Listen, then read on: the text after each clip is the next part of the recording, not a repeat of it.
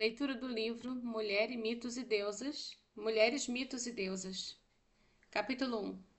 Diotima e o amor. Platão é o criador da forma filosófica do simpósio. Utilizando esse recurso do diálogo, organizou tanto a vida social de sua academia como a interpretação de suas preocupações fundamentais, quase sempre relacionadas à sugestiva figura de Sócrates, que conduz a célebre discussão à mesa de Ágaton e em que Fedro, o primeiro orador de um banquete, empreende a tarefa de fazer o elogio de Eros, o que, depois de cerradas discussões sobre os apetites e as funções do amor, desde a perspectiva de Pausânias, que distingue Eros vil e Eros nobre, dará ocasião ao sofista para expor a sua doutrina mediante o relato de sua suposta conversação com Diotima, uma sacerdotisa de Mantineia, real ou inventada como um recurso retórico, de quem só sabemos que celebrou um sacrifício aos deuses, por meio do qual afastou a peste de Atenas durante 10 anos. A ela, Sócrates atribuiu a semente de uma concepção de amor que foi transformada em corrente didática que supera o costume espartano e ateniense da pederastia ou da amizade masculina inspiradas ou sancionadas por Eros, provenientes de vida nos acampamentos guerreiros da época migratória das tribos, ao menos como ideal ético vinculado ao signo criador do eu, que só pode ser efetivamente superado ao se relacionar com você, com um você. O discurso de Diotima completa as sugestões apresentadas pelas intervenções dos demais convivas sobre a função amorosa, as quais, em seu conjunto, oferecem aspectos cambiantes e complementares daquilo que, em síntese, se reuniria no ideal platônico.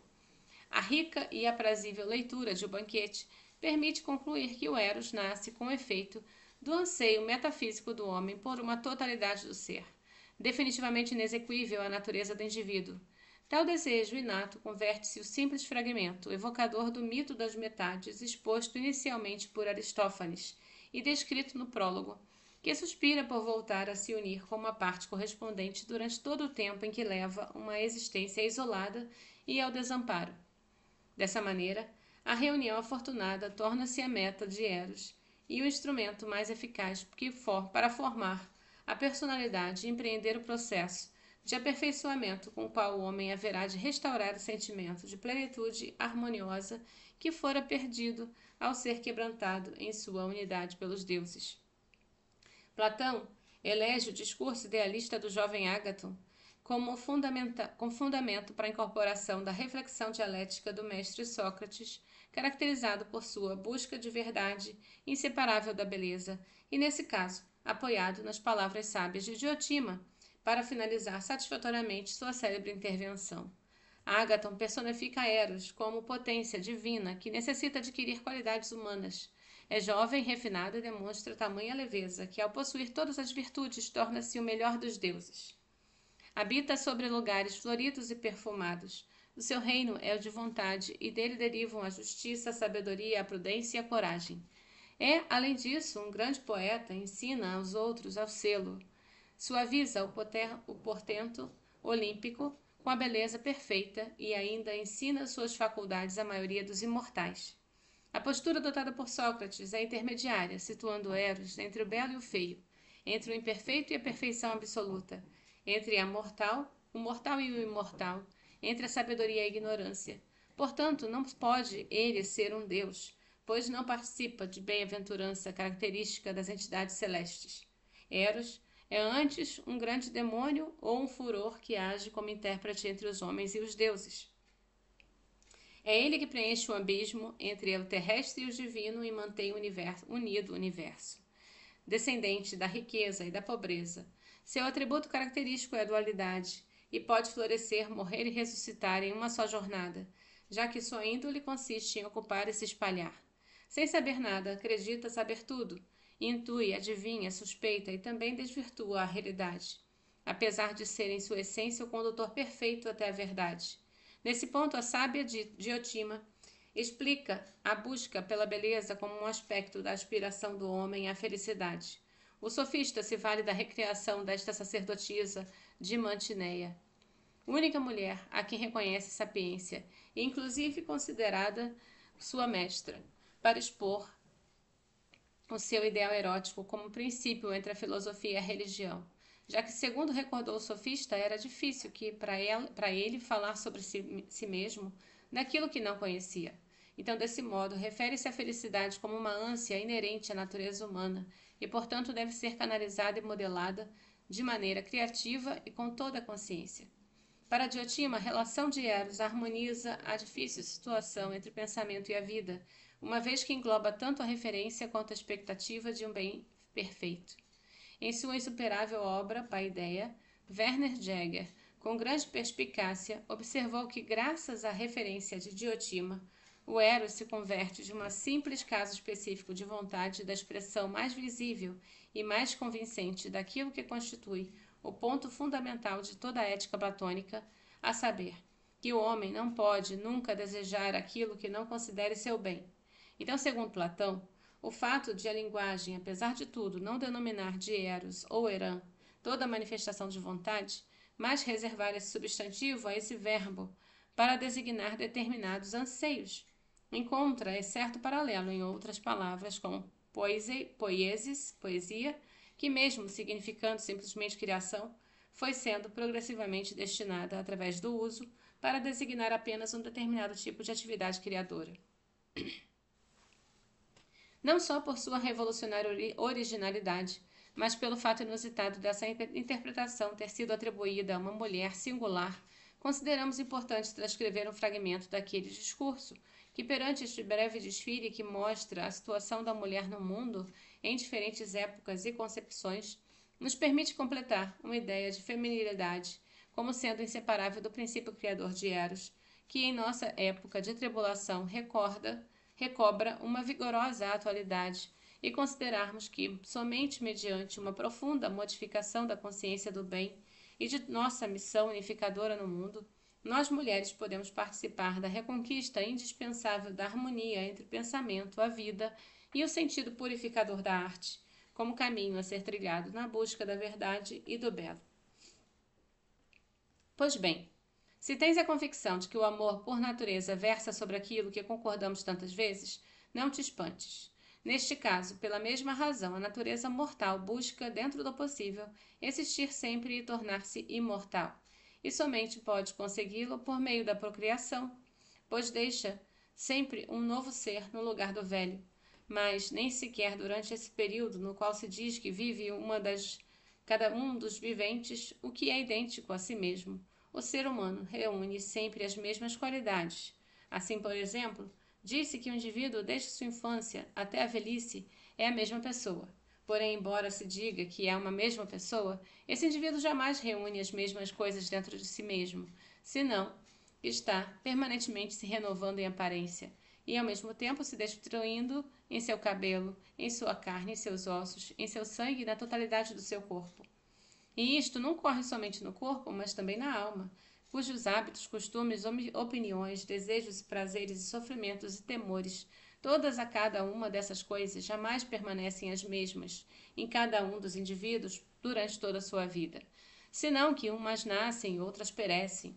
Mas ainda muito mais estranho do que isto é o fato de conhecimentos não somente nascerem de uma forma e perecerem de outra dentro de nós, de tal sorte que não somos idênticos a nós mesmos, nem sequer nos conhecimentos que adquirimos, mas sim que também acontece o mesmo a cada um deles.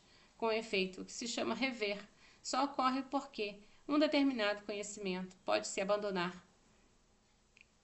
nos abandonar, pois o esquecimento é o espaço de um conhecimento, e a revisão, ao criar dentro de nós uma nova lembrança, uma troca, em troca daquela que perdemos, conserva o conhecimento, de modo que pareça ser o mesmo de antes.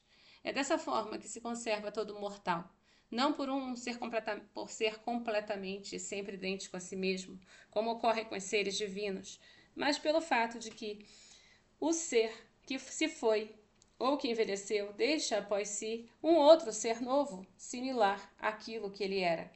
Por esse meio, Sócrates, o mortal, participa da imortalidade, tanto em seu corpo como em tudo o mais. O imortal, por sua vez, participa da imortalidade por um outro processo bastante diferente. Não se admite, pois, se todo ser preza por natureza aquilo que é um renovo de si mesmo, porque é a imortalidade a razão pela qual todo ser é acompanhado por essa solicitude e por esse amor. Tome por certo, Sócrates, que assim desejas lançar um olhar sobre a ambição dos homens.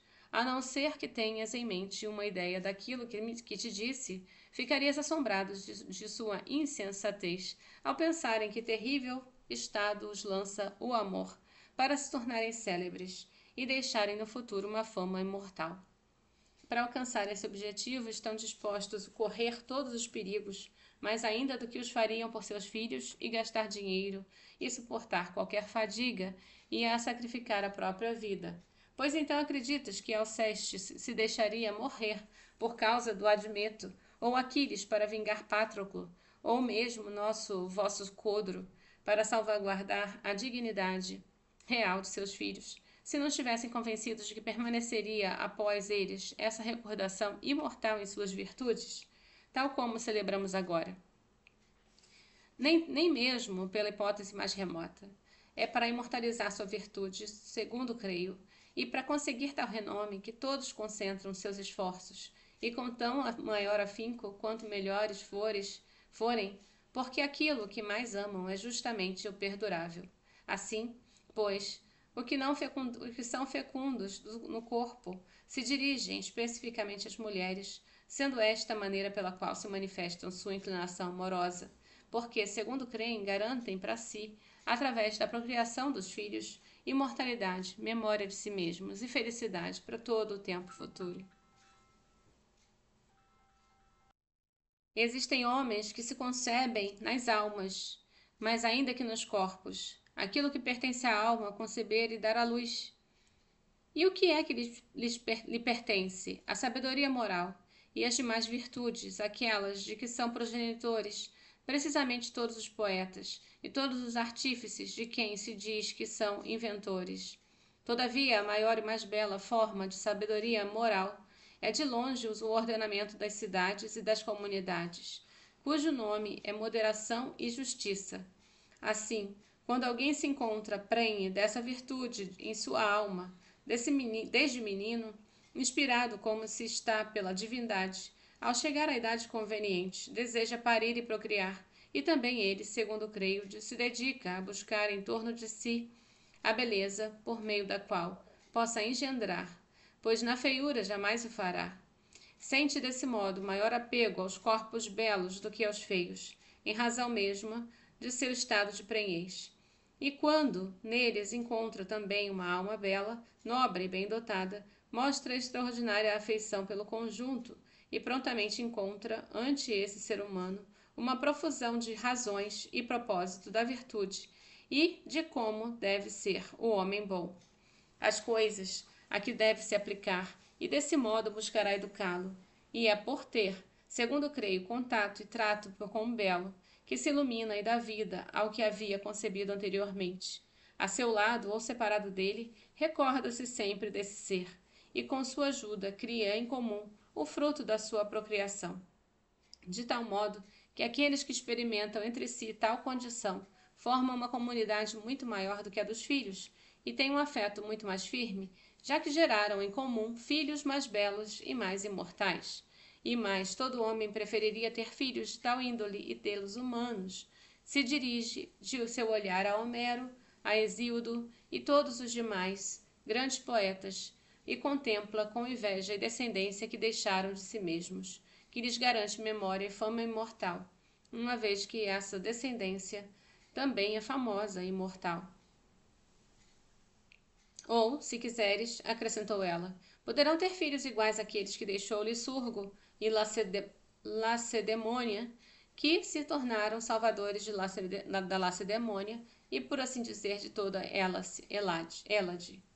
Também, entre vós, Solon é honrado por ter dado vida às leis, de modo que muitos outros homens o são em outras partes, tanto entre os gregos como no meio dos bárbaros, que haverem realizado muitas e belas obras e gerado virtudes de todos os gêneros, e honra e tais homens, e por haverem tido tais filhos, Já são muitos os cultos instituídos. Por outro lado, até hoje, não se presta culto e homenagem a ninguém por ter tido apenas filhos humanos.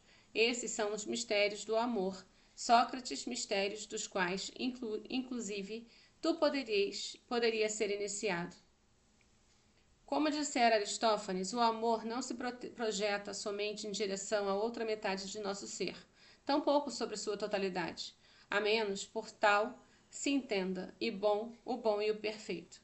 E se Diotima nos proporcionou um instrumento para interpretar um anseio inerente ao bem, graças à posterior ética nicomaqueia de Aristóteles, podemos inferir que o amor, apanágio unívoco da condição feminina, é a forma mais acabada de perfeição moral e, portanto, um impulso de cultura no mais profundo sentido da palavra.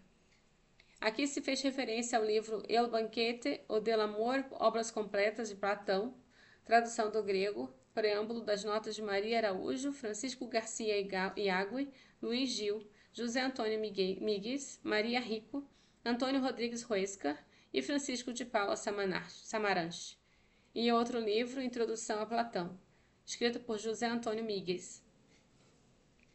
Bem, esse foi a primeira discussão. Depois a gente começa com as origens.